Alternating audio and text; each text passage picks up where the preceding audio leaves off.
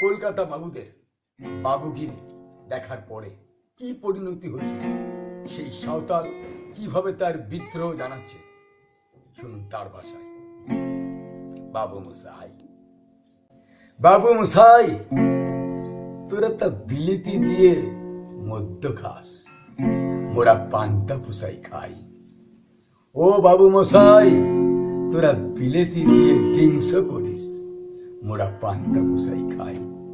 তোদের লজ্জা শরম নাই? তোদের ঘরের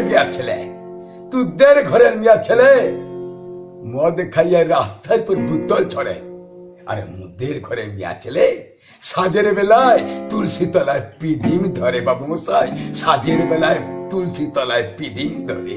ও বাবু মশাই, তোদের লাজ শরম লাই? তোরা ডিংস করিস, মোরা পান্তা পোষাই খাই। বাবু মশাই, মোরা ভোরের বেলা রোদ চড়াইয়ে ধান চাষ করি, আর সেইখানেতে তোরা বিরিয়ানি খাস, আর টেরা চোখে গরিবের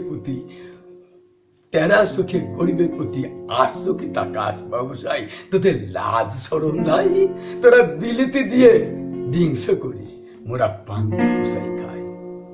বাবু মশাই, আর কত বলবো তোদের লাল টুকটুক বউ। ও বাবু মশাই, তোদের লাল টুকটুক বউ, তা সত্ত্বেও গাড়ির মধ্যে থেকে ছাড়িস না রে কেউ, তোরা ছাড়িস না রে কেউ। ও বাবু মশাই, তোদের লজ্জা শরম নাই? তোরা বিলিতি দিয়ে ডিংস করিস, মোরা পান্তা পোষাই খাই। বাবু মশাই, তবু মোদের আসে শরম। বাবু মশাই, তবু মোদের আসে শরম। বৌরে দি লাজ শরম, বৌরে দি সম্মান। আরে বাবু মশাই, তোরা কলকাতাতে ফ্ল্যাটে গিয়ে গান চালায়ে বৌরে মারিস, তোদের লজ্জা শরম নাই? তোরা বিলিতি দিয়ে ডিংস করিস,